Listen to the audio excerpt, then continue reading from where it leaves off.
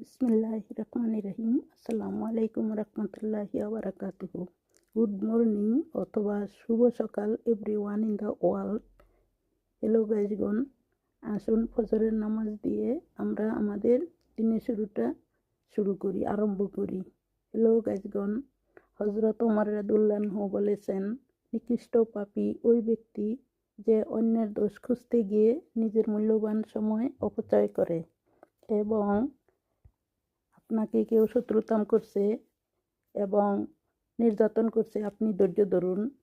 আল্লাহর পছন্দ সবসময় আমাদের আকাঙ্ক্ষার চেয়ে অনেক সুন্দর, তাই আমরা সকলেই ধৈর্য ধারণ করব। সময় সুযোগ পেলে সকাল বিকাল আমরা অল্পক্ষণ হেঁটে আসব এবং নিজের স্বাস্থ্যের প্রতি যত্ন নিব, সততায় চলব এবং সবসময় সত্য কথা বলবো। Thank you so much.